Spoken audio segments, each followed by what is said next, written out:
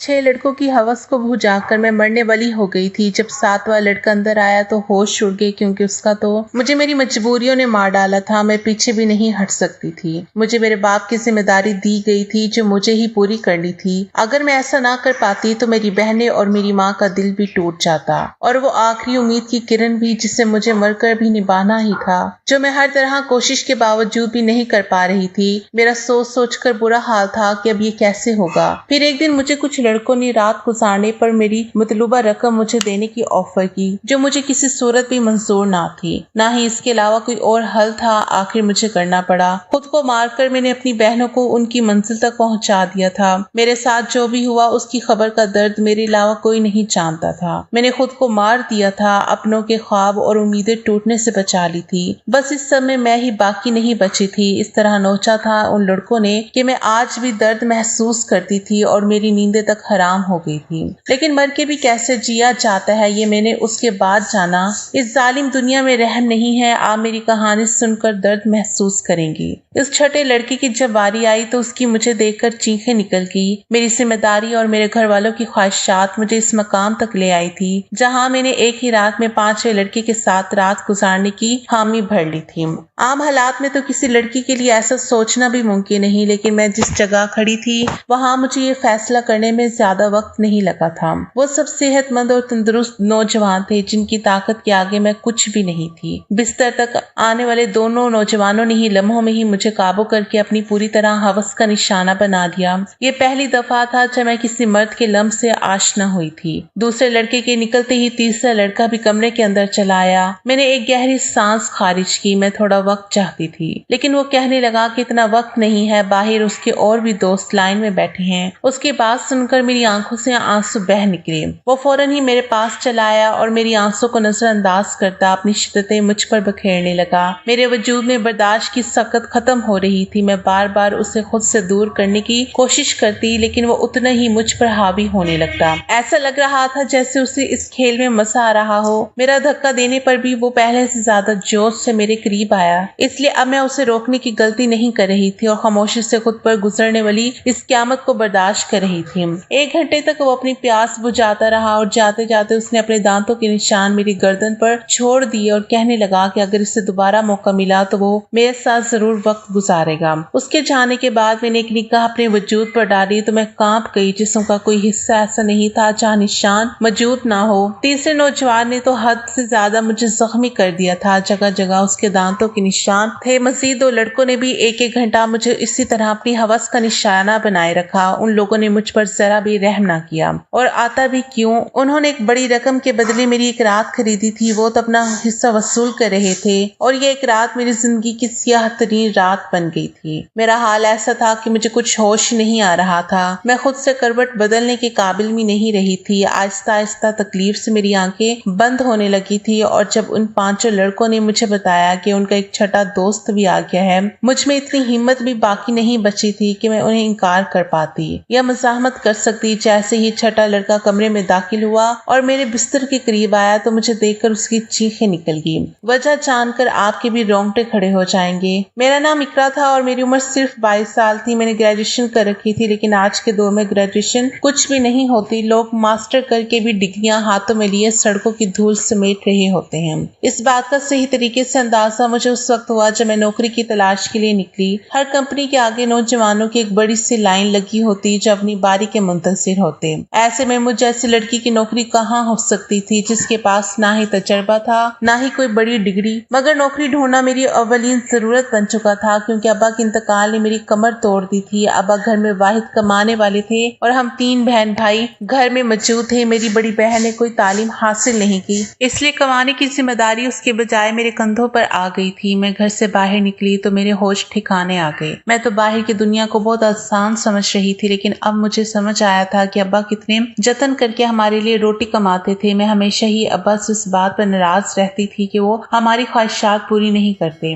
मेरी नाराजगी पर अब्बा का चेहरा हमेशा उतर जाता। बड़ी मोहब्बत से मुझे पुकार कर कहते हैं, तो फिक्र ना कर, एक दिन तेरे भाग भी जाग उठेंगे। लेकिन मुझे वो दिन अपनी किस्मत में आता नजर नहीं आता था। और फिर एक रात अब्बा नींद में ही अल्लाह को प्यारे हो गए, और जब हम पर सुबह ये बात खोली कि अब्बा हमारे दरमियान नहीं रहे, तब हमें इस बात का एहसास हुआ कि अब्बा हमारे किस कदर अहम थे। जब तक वो हमारे सरों पर मौजूद थे, कम से कम दुनिया की हर बुरी नजरों और रोटी जैसी बुनियादी जरूरियात से महरूम नहीं थे। अब्बा के इंतकाल के कुछ दिन तक तो पास पड़ोस वालों ने, खानदान वालों ने हमारी मदद की और फिर आहिस्ता आहिस्ता सभी अपनी जिंदगियों में मसरूफ हो गए। आज के दौर में कौन किसका पेट पाल सकता है। मजबूरन मुझे ही नौकरी की तलाश के लिए घर से निकलना पड़ा और मुझे समझ आ गया कि औरत के लिए बाहर की दुनिया किस कदर मुश्किल है। किसी कंपनी ने मुझे नौकरी नहीं दी थी। हर कंपनी के बाहर हजार नौजवान पहले ही खड़े होते। मैंने स्कूलों का रुख किया तो ये देखकर मेरी हालत खराब हो गई कि आधे दिन से भी ज्यादा काम करने की इवज सिर्फ 6,000 मिल रहे थे,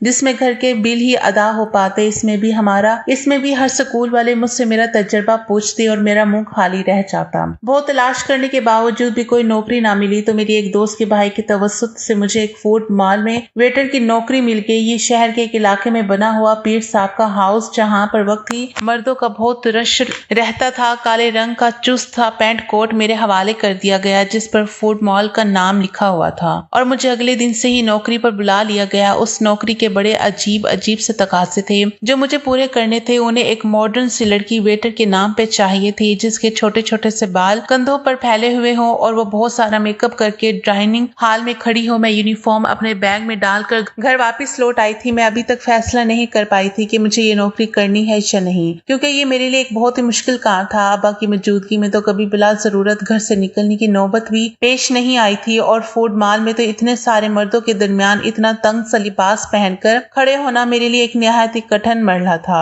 मगर भूख इंसान से सब कुछ करवा लेती है। मैं वहां से वापस घर आई तो मेरी माँ दरवाजे पर खड़ी परेशान मुझे देखकर उनकी आंखों में आंसू आने लगे। मैंने अम्मा से कहा कि इद्दत के दिनों में वो दरवाजे तक क्यों चली आई, तो अम्मा रोते हुए कहने लगी कि बेटा, बिजली के मीटर वाले आए थे और उन्होंने हमारी बिजली काट दी है। अम्मा की बात सुनकर मेरा दिल थक सा बैठ गया। गर्मी जोरों पर थी और ऐसे में बिजली के बगैर गुजारा करना बहुत ही मुश्किल था। पिछले 2 महीने से हम अदा नहीं कर पाए थे और शायद इसीलिए हमारी बिजली काट दी गई थी। अम्मा के आंसू ने मेरे लिए फैसले को बहुत आसान कर दिया था। मैंने अम्मा को गले लगाया और उन्हें बताया कि मुझे नौकरी मिल गई है और कल से मुझे नौकरी पर जाना है। अम्मा ने मेरे सर पर हाथ रखकर कहा कि अब तुम ही मेरा बासु हो और तुम्हें ही अपनी दोनों बहनों की शादियां भी करनी है। अम्मा ने एक भारी जिम्मेदारी मेरे कंधे पर डाल दी और मैं सोच रही थी कि मैं ये जिम्मेदारी कैसे निभाऊंगी, लेकिन मुझे ही ये फर्ज निभाना था। अम्मा पूछ रही थी कि मुझे नौकरी कहाँ मिली है, लेकिन मैं उन्हें बताना नहीं चाहती थी कि मुझे कहाँ नौकरी मिली है। इसलिए मैंने अम्मा से कह दिया कि एक बड़ी सी कंपनी में एक छोटी सी नौकरी मिल गई है। मेरी नौकरी का वक्त दोपहर 3 से रात के 11 बजे तक है। और ये बात मैंने बड़ी मुश्किल से अम्मा को बताई थी। मेरी नौकरी का वक्त जानकर अम्मा हैरत से मेरी तरफ देखने लगी। ये कौन सी कंपनी है जहाँ दोपहर के 3 बजे बुलाया गया है? मैंने झूठ कह दिया कि एक मल्टीनेशनल कंपनी है जो 24 घंटे चलती है। उस वक्त हमें पैसों की इतनी जरूरत थी कि अम्मा ने मजीद सवालात करने के बजाय मुझे तरक्की की दुआ दी और अगली दोपहर 2 बजे ही फूड मॉल के लिए मैं रवाना हो गई। मुझे क्या खबर थी कि यहाँ से मेरी किस्मत मुझे कहाँ लेकर जाने वाली है। मैंने अपना यूनिफॉर्म फूड मॉल में आकर तब्दील किया। मैनेजर ने मुझे फूड मॉल के दरवाजे के करीब ही खड़ा कर दिया और कहने लगा कि आज तुम्हारा पहला दिन है, इसलिए तुम हर आते जाते को अदब से वेलकम करोगी। और साथ ही मुझे डांट कर कहा कि ये कैसे मुंह उठाकर आ गई हो, जाओ पहले मेकअप करो। मैनेजर की बात सुनकर मैं शर्मिंदा हो गई क्योंकि मेरे पास मेकअप नहीं था। वहाँ मौजूद एक दूसरी लड़की से मेकअप से मेरी गहरी सुर्खी लगाई। वो बड़ी तेजी से मेरे चेहरे पर अपना हाथ चला रही थी और उसके बाद जब मैंने आईने में खुद को देखा तो मैं हैरान रह गई। मुझे मालूम था कि मैं खूबसूरत हूँ और मेरा रंग भी साफ है, लेकिन थोड़े से मेकअप के बाद ही मैं पूरी तरह निखर गई थी। मैं खुद को आईने में देख रही थी। जब वो लड़की कहने लगी कि ये लोग खूबसूरती देख कर ही तो यहाँ रखते हैं, वरना काम करने के तो बहुत से लोग मिल जाते हैं। जान गई थी ये नौकरी मुझे मेरी काबिलियत की वजह से नहीं बल्कि खूबसूरती की वजह से मिली थी। नौकरी का ये पहला दिन मेरे लिए बहुत ही भारी था। मैं 3 बजे से दरवाजे पे खड़ी आने जाने वाले मर्दों और औरतों को वेलकम कर रही थी। यहाँ औरतों की तादाद कम ही आती थी, ज्यादातर मर्द ही आ रहे थे। रात गए तक मेरे पैरों में बहुत ज्यादा दर्द हो चुका था और अभी मुझे वापस बसों के धक्के खाते हुए घर भी पहुंचना था। 12 बजे के करीब मैं घर पहुंची थी। अम्मा मेरे इंतजार में जाग रही थी। मैंने अम्मा के साथ बैठकर खाना खाया और फौरन ही बिस्तर पर लेट गई। मुझे अब्बा की बहुत याद आ रही थी। अब्बा मेरे सबसे ज्यादा नखरे उठाया करते थे। मैं हमेशा ही उनसे किसी न किसी बात पर उठ जाती थी। पैरों की तकलीफ से तड़पते तड़पते कब मुझे नींद आ गई मुझे पता ही नहीं चला। अगले दिन मैं फिर दोपहर के 2 बजे घर से निकल गई। आज मुझे दरवाजे के पास खड़ा नहीं किया गया था बल्कि ऑर्डर लेने का काम दिया गया था। ये काम मुझे थोड़ा आसान लगा और फिर कुछ ही देर में अंदाजा हो गया कि ये काम भी बिल्कुल भी आसान नहीं था। मैं जिसके पास भी ऑर्डर लेने के लिए चाहती अक्सर मर्द मुझे सर से पांव तक देखते और मुस्कुराते, बदले में मुझे भी मुस्कुराहट का तबादला करना पड़ता। क्योंकि ये मेरी नौकरी का तकाजा था, जानबूझकर ऑर्डर देने में काफी वक्त लगाते और कभी कभी तो ऑर्डर देते वक्त इस कदर करीब आ जाते कि मेरा सांस रुकने लगता। ये फूड मॉल इस किस्म के ड्रेस की वजह से चल रहा था, इस बात का मुझे अच्छी तरह अंदाजा हो गया था कि यहाँ आने वाले ज्यादातर मर्द वेटर्स की वजह से ही आते हैं। दिन तेजी से गुजर रहे थे और मुझे यहाँ नौकरी करते करते 1 महीना हो गया था। इससे 1 महीने में काफी कुछ ऐसा हुआ जो मेरे लिए बहुत ही अजीब था। मर्दों की अजीब अजीब निगाहें, ऑर्डर देने के बहाने करीब आना और मायने खेज जुमलों का तबादला। लेकिन इस नौकरी की सबसे अच्छी बात यह थी कि तनख्वाह से हटकर इससे 1 महीने में टिप के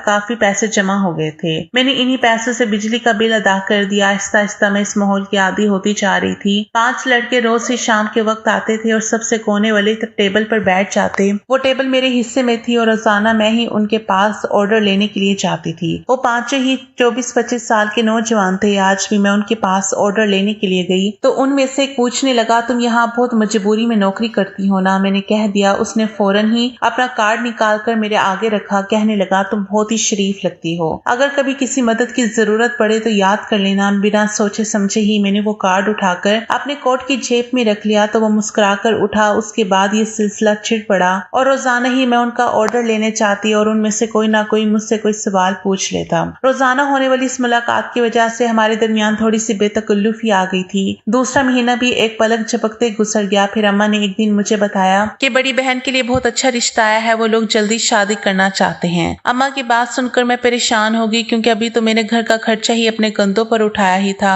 शादी की जिम्मेदारी का तो मैं सोच भी नहीं सकती थी। अम्मा कहने लगी, तो अपनी कंपनी में से लोन ले ले, कितनी तो बड़ी कंपनी है, लाख रुपए का तो लोन मिल ही जाएगा, तो तेरी बहन की शादी अच्छे से हो जाएगी। मेरी बड़ी बहन भी 24 साल की हो रही थी और अम्मा उसकी तरफ से बहुत परेशान थी। अब मैं अम्मा को क्या बताती कि मैं तो मामूली सी नौकरी कर रही थी, लाख रुपए मुझे कहाँ से मिलते। अम्मा ने जब मुझे ये कहा तो मैंने उनको किसी बात का जवाब नहीं दिया, लेकिन अम्मा की आंखों में मुझे चमकती हुई उम्मीद साफ दिखाई दे रही थी। अम्मा को यकीन था कि मुझे कंपनी से लोन मिल जाएगा और मैं सोच रही थी कि मेरी झूठ ने मुझे कहाँ फंसा दिया है। अगले दिन मैं नौकरी पर भी सारा वक्त परेशान रही और ये बात मेरे साथ काम करने वाली लड़की ने भी नोट कर ली। वो मुझसे कहने लगी कि क्या बात है, आज तुम बहुत ज्यादा परेशान लग रही हो। मैंने उसे बता दिया कि बड़ी बहन की शादी है और मेरे पास बिल्कुल भी पैसे नहीं है। मेरी बात सुनकर वो कहने लगी, तो इतना खर्चा करने की क्या जरूरत है, सादगी से रुखसती कर दो। उसकी बात सुनकर मैं सोच में पड़ गई। वो ठीक ही तो कह रही थी, इतना मसला बनाने की क्या जरूरत थी।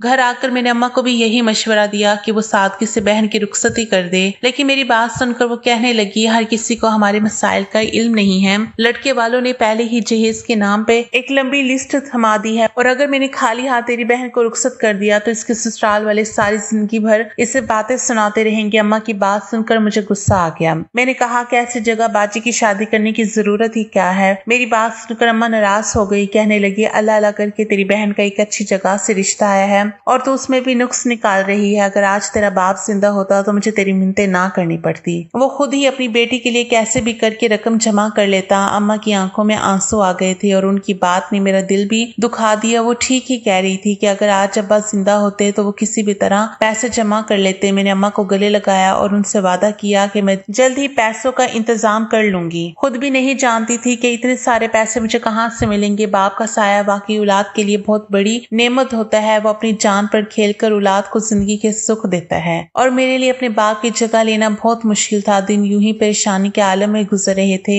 मैंने फूड मॉल के मैनेजर से पैसों की बात की थी, लेकिन मेरी बात सुनकर जिन नजरों से उन्होंने मुझे देखा था मैं खुद ही जमीन में गड़ गई थी। मैं ऑर्डर लेने गई तो उनमें से एक लड़के ने कहा, क्या बात है, आज तो आपका चेहरा बिल्कुल ही उतरा हुआ है। उसकी बात सुनकर न जाने क्यों मेरी आंखों में आंसू आ गए। वो बार बार इसरार करने लगा कि मैंने उसे अपनी परेशानी ना चाहते हुए भी बता दी, क्योंकि मुझे भी किसी ऐसे ही शख्स की तलाश थी जिसके आगे मैं खुलकर अपना दुख बयान कर सकूं। मेरी बात सुनकर उसके चेहरे पर मुस्कुराहट आ गई और कहने लगा, इतनी छोटी सी बात के लिए आप इस कदर परेशान हैं। आपको अपना कार्ड इसलिए तो दिया था कि कोई भी परेशानी हो तो हमें याद कर लें। मैं हैरत से उनके चेहरे को देखने लगी। मैं ये सोच भी नहीं सकती थी कि वो 5 अजनबी लड़के मुझे पैसे दे सकते हैं, लेकिन पांचों ने फौरन ही मुझे लाख रुपए की पेशकश कर दी। मैं हैरत से आंखें फाड़े ही उनकी तरफ देख रही थी। वो कहने लगा, 1 लाख देना हमारे लिए कोई बड़ी बात नहीं है, लेकिन मुझे भी उनके लिए कुछ काम करना होगा। उनकी बात सुनकर मैं ठटक गई। उन लड़कों को मुझसे काम हो सकता था, ये बात समझने में मुझे ज्यादा देर नहीं लगी थी। मैंने फौरन ही घबरा कर कहा कि मैं एक शरीफ घर से ताल्लुक रखती हूँ और और मैं कोई गलत काम नहीं कर सकती। वो हंस के कहने लगे कि हमने सिर्फ पेशकश कबूल की है, कबूल करना या ना करना आपकी मर्जी है, लेकिन आज के दौर में 1 लाख कोई भी नहीं देगा, चाहे वो आपका करीबी रिश्तेदार ही क्यों ना हो। बात तो उनकी भी बिल्कुल ठीक थी, लेकिन मैं अपनी इज्जत गिरवी रखकर लाखों रुपए हासिल करना नहीं चाहती थी, इसलिए मैंने साफ इनकार कर दिया। मैं हालात से पूरी तरह थक चुकी थी और ऐसी ही थकी हारी जब लौट कर घर आई तो मेरी अम्मा और बहनें मेरी मुंतजिर थी। अम्मा ने बताया कि बाजी के ससुराल वाले 1 महीने बाद ही शादी करेंगे और साथ साथ छोटी को भी अपने छोटे बेटे के लिए लेना चाहते हैं। इसी तरह एक खर्चे में 2 शादियां हो जाएंगी। छोटी के रिश्ते का सुनकर जहां मुझे खुशी हुई थी, वहीं 1 महीने का वक्त सुनकर मेरी जान निकल गई थी। पैसों का कोई इंतजाम नहीं हो सका और अम्मा मुझ पर उम्मीद बांधे बैठी थी। मैंने एक नजर अपनी बाजी के चेहरे पर डाली, जहां बहुत अरसे बाद मुझे खुशी नजर आई थी। मैं बाजी के ससुराल वालों से मिली थी। वो लोग वाकई बहुत अच्छे थे, लेकिन आज के दौर में सादगी और बगैर जहेज के कौन दुल्हन रुखसत करवाता है, वो भी इस माशरे के अफराद में। अपनी बहनों की खुशियों को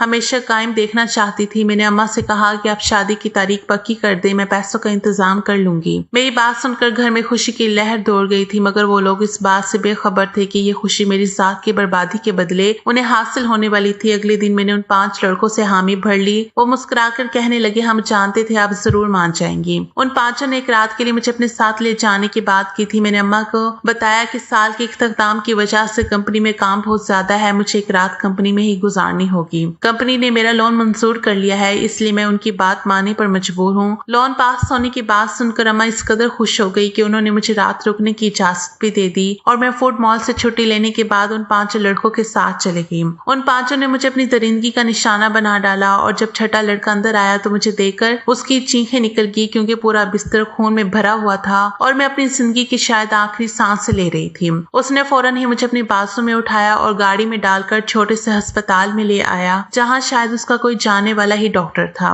कई घंटे आईसीयू में रहने के बाद मेरी हालत कुछ बेहतर हुई थी, लेकिन मेरा जख्म वजूद मेरी बर्बादी की गवाही दे रहा था। वो लड़का उन 5 का ही दोस्त था, लेकिन उसके अंदर इंसानियत अभी बाकी थी। उसे मुझ पर रहम आ गया था, वरना शायद मैं इस बिस्तर पर दम तोड़ जाती। मैंने अपनी अम्मा को फोन करके बता दिया था कि मेरी कंपनी से छुट्टी नहीं हुई है। मेरी हालत पर रहम करने वालों ने मुझ पर मेहरबानी कर मुझ पर एहसान किया था, जिसने मुझे जिंदगी बख्श दी थी। उसे देखकर मालूम हुआ था कि उस दुनिया में अभी भी कहीं कहीं इंसानियत बाकी थी। मैं इस बात पर शुक्रगुजार थी कि मुझे अभी और भी जिम्मेदारी संभालनी थी। मैं उस शख्स से आंखें भी नहीं मिला पा रही थी। अल्लाह किसी को कभी इतना मजबूर ना करे कि उसे ऐसी क़यामत से गुजरना पड़े। एक और एहसान किया गया था मुझ पर, उस शख्स की तरफ से उसके प्लाजे में बाइज्जत नौकरी कर सकती हूँ। जैसे ही सेहत संभल जाए मैं वहाँ जा सकती हूँ। इस एहसान का बदला भी अल्लाह ही उसे दे सकता था। मैंने अल्लाह का शुक्र अदा किया और खुद को संभालने लगी और घर की तरफ रवाना होगी। दोस्तों, आपको हमारी कहानी कैसी लगी अपनी कीमती राय से हमें जरूर आगाह कीजिएगा और मज़ीद नई कहानियां सुनने के लिए हमारे साथ रहिएगा। आपका बहुत शुक्रिया।